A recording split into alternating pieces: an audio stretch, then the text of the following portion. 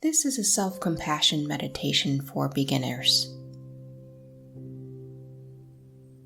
To begin with, get in a comfortable position, either lying down or sitting. Ideally, you should be in a location where you won't be interrupted during today's meditation.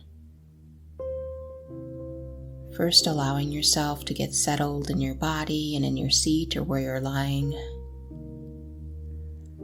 Let your eyes and your gaze soften as your eyelids gently close, either partially or fully.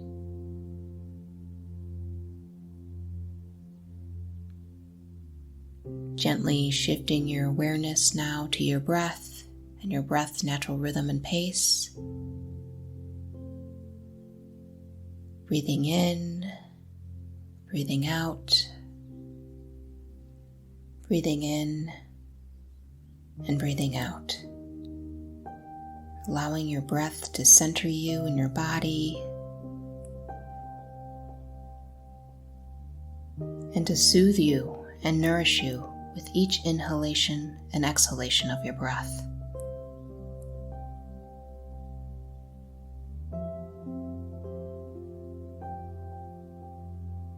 Part of self-compassion is mindfulness, and part of mindfulness is allowing yourself to be present in the moment and accepting what it is that's there in the moment. So, to help you bring your awareness to the present moment and your experience, I invite you now to bring your awareness to the sensations in your body. First, you can do this by noticing the rise and the fall of your belly as you breathe in and as you breathe out. Taking notice of what it feels like as your belly and your chest expand with each inhalation of your breath, and then soften with each out-breath.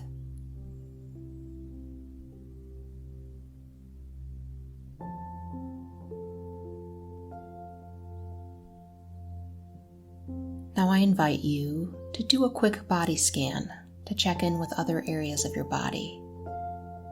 So to do this, it might help you to visualize a warm light at the top of the crown of your head.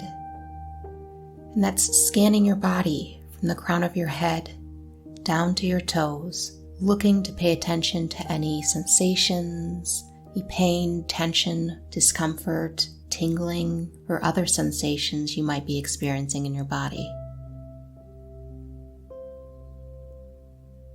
Scanning your body from the crown of your head all the way down to your toes. Just noticing what's there in the present moment and being mindfully aware of what you're experiencing in the present moment.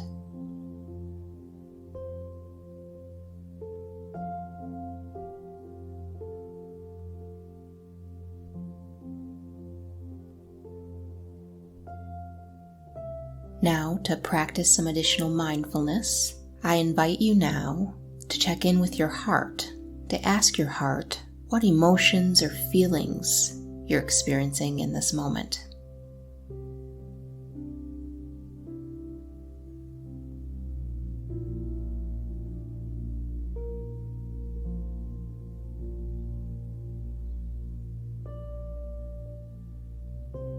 Giving your heart a moment to identify what those emotions might be, and then allowing yourself to label those emotions in a nonjudgmental and accepting way.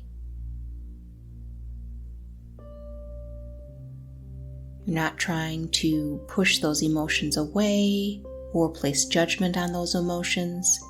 You're just simply noticing and observing what emotions you're experiencing and then labeling those emotions. So you might have the emotion of happiness, and you would label, I'm feeling happy right now. Or maybe you have an emotion of sadness, then you would label that as sadness. It's allowing again yourself to be as you are in this moment in an accepting, kind, and compassionate way.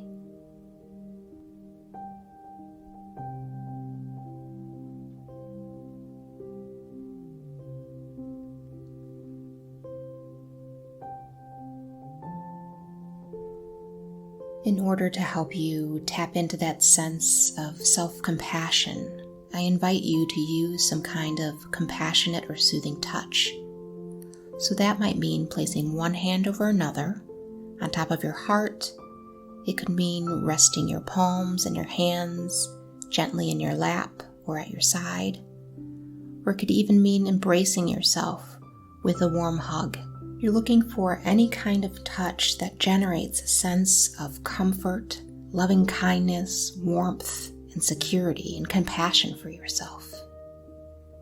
And even if you don't experience this sense of warmth when you're using this touch, knowing that that's okay.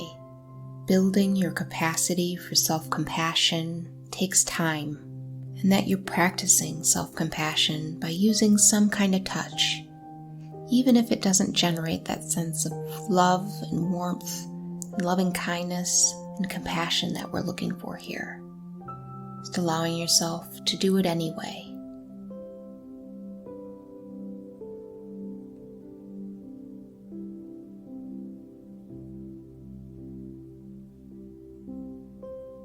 Sitting for a moment and lingering in the sense of what it's like to turn towards yourself in a compassionate way by using this compassionate and soothing touch.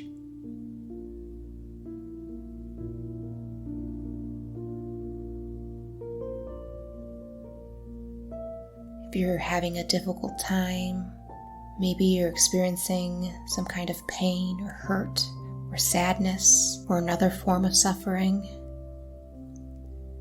know that part of self-compassion is common humanity, the sense that as humans, we all experience suffering. Sometimes that suffering may take different shapes or forms, but to be human means that we experience suffering in our lives. Allowing yourself to acknowledge any suffering that you might be experiencing in this moment. Not trying to push that suffering or those uncomfortable emotions away or placing judgment on what it is that you're experiencing. Just allowing yourself to be as you are in an accepting, loving, kind, and compassionate way.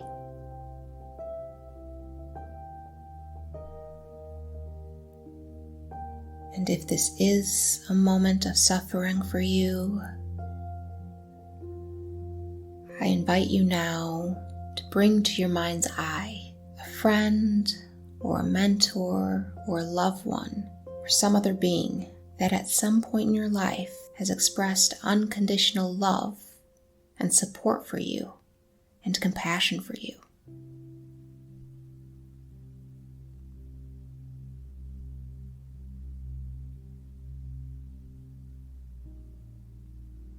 Now that you have this being in your mind, ask yourself, what would this person, this being, say to me in moments of suffering?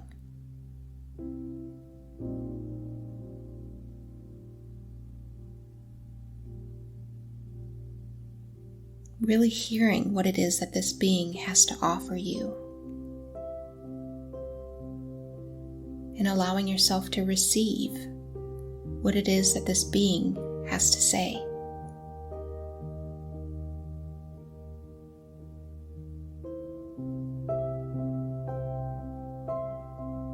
And recognizing that this voice, this being, this way of turning towards yourself in a loving and kind way is part of who you are.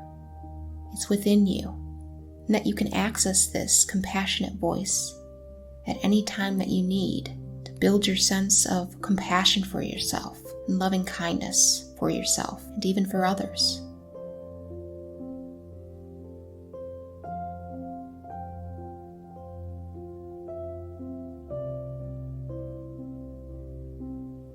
Now, I'd like you to recognize that self-compassion is much more than just being kind to yourself and non-judgmental of yourself. Self-compassion really is about doing what's best for you and being able to tap into that compassionate voice in order to guide you and help you in moments of suffering. So sometimes doing what's best for you means that you have to do something really hard or difficult in order to take care of yourself and to be kind to yourself, to be loving to yourself.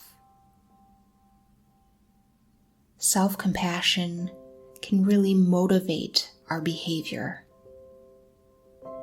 It can help us do what we need to do even when things are difficult for us. So, for instance, you might have a task that you've been putting off for a period of time. Maybe that there's some fear that's involved.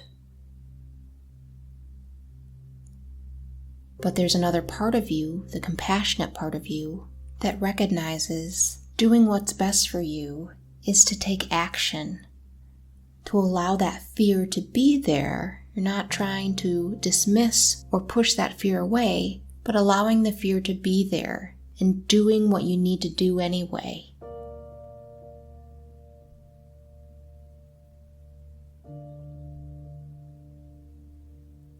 And also recognizing that the compassionate voice within you, this self-compassion, is a part of you, and that this self-compassion is available to you in moments that you're experiencing fear or moments of suffering. And to help you access the sense of self-compassion, you can always return to this meditation anytime that you need to help you tap into that sense of self-compassion and loving kindness for yourself.